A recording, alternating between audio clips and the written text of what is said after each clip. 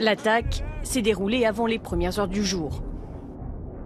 Selon la télévision d'État syrienne, 8 missiles sont tombés sur une base aérienne de l'armée située dans le centre du pays, à mi-chemin entre la ville de Homs et celle de Palmyre.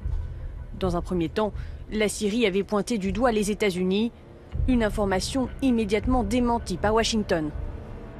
En ce moment, le département de la Défense ne mène pas de frappe aérienne en Syrie. Toutefois, nous continuons à observer de près la situation et nous soutenons les efforts diplomatiques visant à faire rendre des comptes à ceux qui utilisent des armes chimiques en Syrie et ailleurs. La France affirme elle aussi ne pas être à l'origine de l'attaque. De son côté, la Russie accuse Israël qui pour l'heure se refuse à tout commentaire. La base aérienne, soupçonnée d'abriter des combattants iraniens, a déjà été la cible de l'État hébreu en février dernier. L'attaque avait été lancée par l'aviation israélienne en réaction à l'intrusion d'un drone iranien dans son espace aérien. Israël avait perdu un avion de combat pendant l'opération. Les autorités syriennes avaient alors mis en garde Israël, car ce ne serait pas la première fois que l'État hébreu vise des sites stratégiques en Syrie.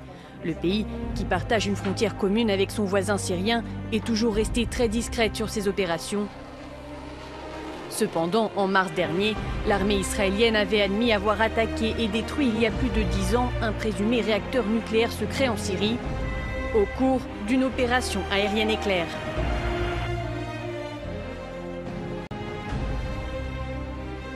La riposte américaine se précise donc. Donald Trump a publié tôt ce matin ce tweet: tiens-toi prête Russie, les missiles arrivent. Depuis samedi, les Occidentaux cherchent la bonne réponse en Syrie où une nouvelle attaque chimique aurait fait 40 morts samedi à Douma. Bonjour Sonia Dredi, on vous retrouve en direct de Washington. On note que Donald Trump s'adresse aux Russes avant tout. Oui, Donald Trump s'est levé tôt ce matin pour fustiger la Russie. Il a averti Moscou de frappes imminentes contre la Syrie.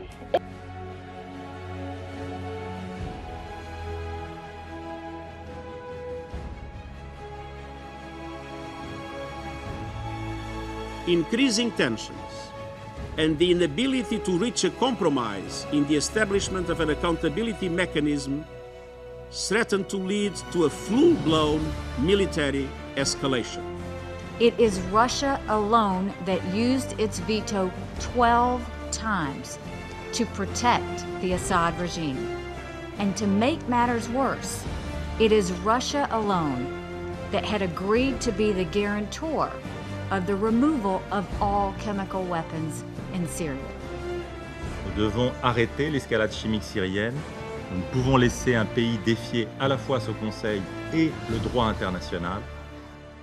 Единственная заинтересованность – свержение сирийского правительства, а в более широком контексте – сдерживание России.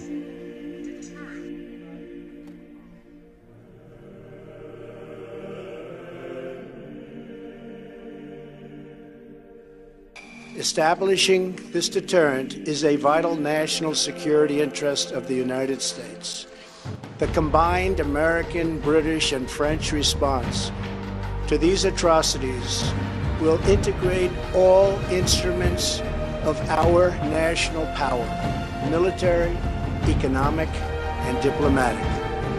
We are prepared to sustain this response until the Syrian regime stops its use of prohibited chemical agents.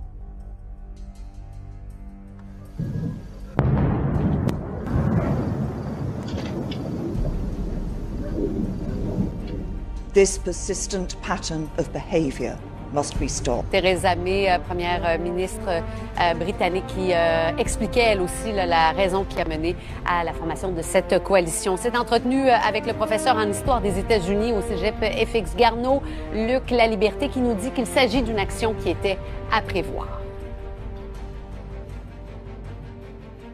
Ce que ça va peut-être forcer l'administration Trump à faire, c'est établir un véritable plan. On sait qu'il y a déjà eu des frappes il y a un an.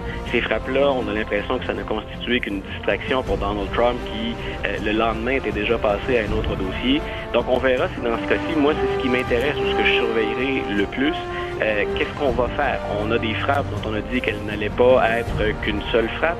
Ce serait tant et aussi longtemps qu'on en aurait besoin pour l'arme chimique. Maintenant, le président du même souffle nous dit « nous allons ramener nos soldats ». Il n'est pas question qu'on s'embourbe à ce moment-ci. Il n'y a pas à proprement parler de stratégie. Comme on revoit ces images de la pluie de missiles qui s'est abattue sur la Syrie, une riposte des États-Unis, de la Grande-Bretagne et de la France à l'attaque chimique de Bachar al-Assad. C'est un point tournant dans l'histoire de cette guerre.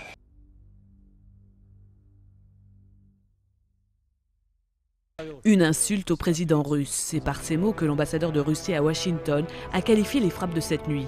Ce scénario cousu de fil blanc s'est réalisé. Une fois de plus, nous sommes menacés. Nous avions déjà prévenu que de telles actions ne pourraient rester sans conséquence. Le Kremlin dénonce avec la plus grande fermeté cette attaque. Nous considérons que ces frappes aériennes ne sont pas une réponse à une attaque chimique imaginaire, mais une réaction au succès des forces armées syriennes dans leur bataille pour libérer leur territoire du terrorisme international.